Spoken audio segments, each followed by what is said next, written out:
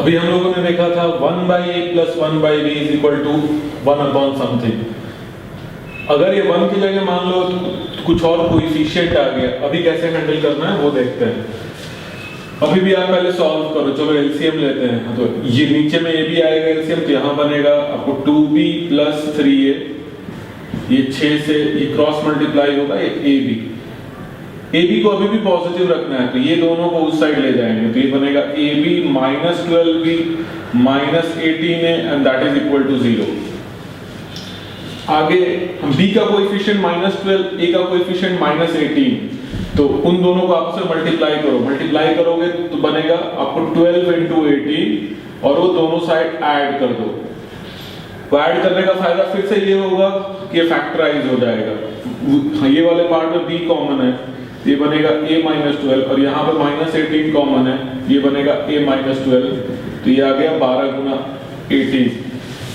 अभी मैं इसको लिख सकता है a - 12 into b - 18 and that is equal to up to 12 into 18। ये अपने को आ गया, अपना पुराना फॉर्मेट आ गया। अभी फिर से सोचो कि ये एक नंबर है और ये एक नंबर है, दो नंबर मल्टीप्लाई होके ये बन रहा है, मतलब ये नंबर ऑफ फैक्टर का सवाल है। हाँ, तो सबसे पहले मेरे को नेचुरल नंबर सॉल्यूशन निकालना है।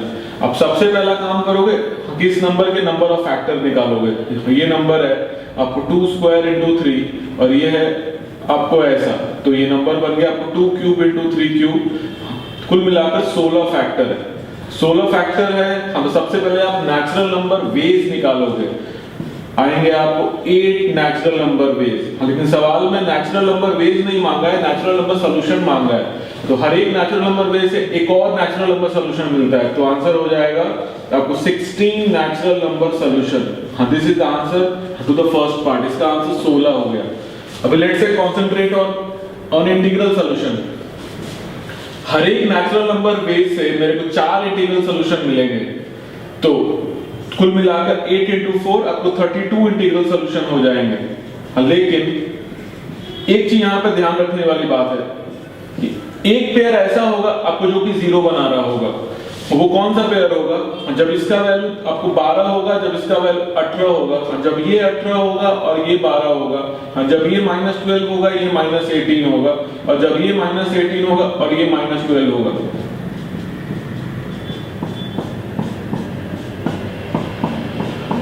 जब a - 12 का वैल्यू 12 होगा तो a का वैल्यू 24 आएगा, और b - 18 का वैल्यू जब 18 होगा तो b का वैल्यू आपको 36 आएगा। वो इंटीजर है और ये चलेगा।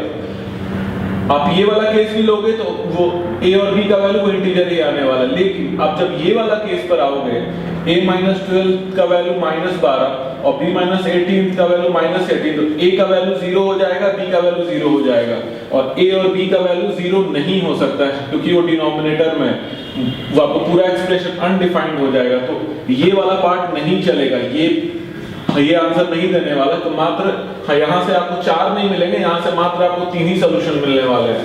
हाँ, तो आपका आंसर 32 नहीं है, ये एक हटाना पड़ेगा।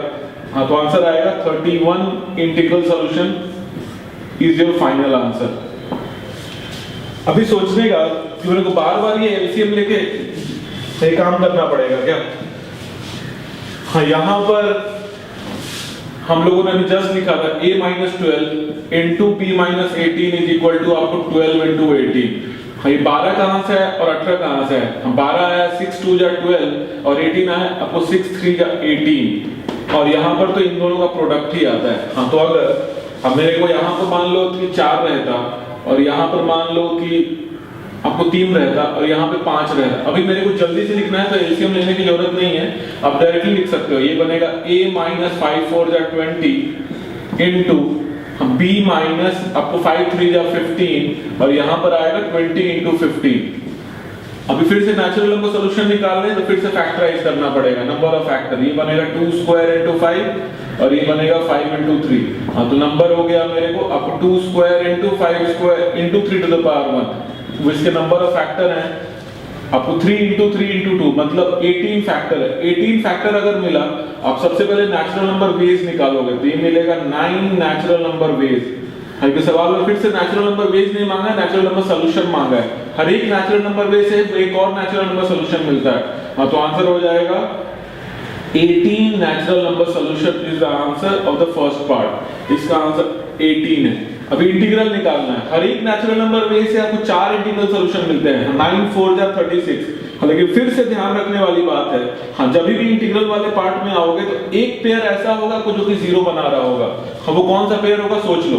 हाँ ये 20 होगा, ये 15 होगा, ये 15 होगा, ये 20 होगा, ये -15 होगा, ये -20 होगा, और ये -20 होगा, ये -15 होगा। ये वाला पेयर जब लोगे a -20 का वैल्यू -20 और b -15 का वैल्यू -15, तो a और b का वैल्यू रिस्पेक्टिवली 0 0 हो जाएगा। हाँ, जो कि वो अपने को एक्सेप्टेबल नहीं है। हाँ, तो यहाँ से 4 नहीं मात्र 3 ही मिलेंगे। हाँ, तो आंसर आपका 36 नहीं होगा, आंसर मात्र आपको 35 ही होगा। ये आंसर हो जाएगा। To wind up this topic, let's see one CAT problem. How many pairs of positive integer m and n satisfy this relationship where n is an odd integer less than 60? अभी जो देखा है कुछ तो उसी का टाइप चल रहा है, लेकिन कुछ ध्यान रखना पड़ेगा। ये रिलेशनशिप तो कुछ अलग दिया हुआ है।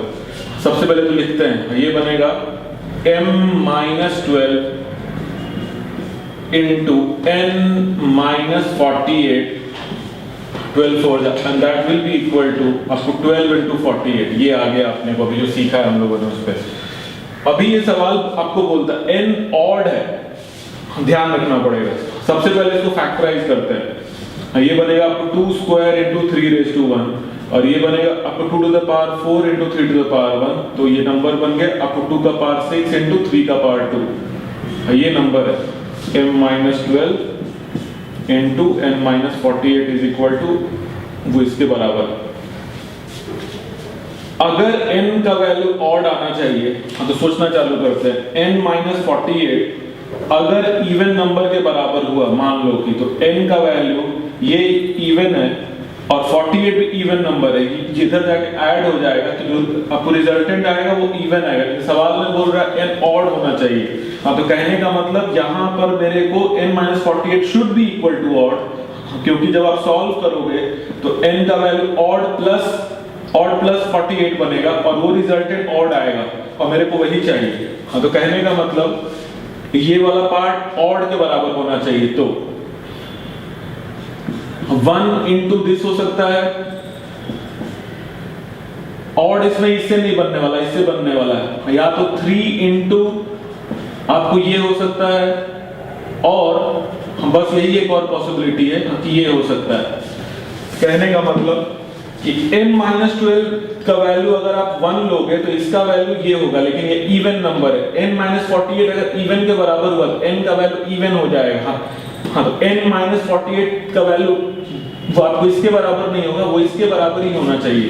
तो n-48 अगर 1 हुआ तो n का वैल्यू 49 होगा, जो कि 60 से कम भी है और एक ऑड इंटीजर भी है, तो ये एक्सेप्टेबल है। फिर दूसरा केस n-48 का वैल्यू ये नहीं हो सकता है, क्योंकि ये इवन नंबर है, आपको 3 के बराबर होना चाहिए। तो n का वैल्यू 51 आएगा, ये भी ऑड नंबर है और 60 से कम है। हाँ, तो ये भी चलेगा।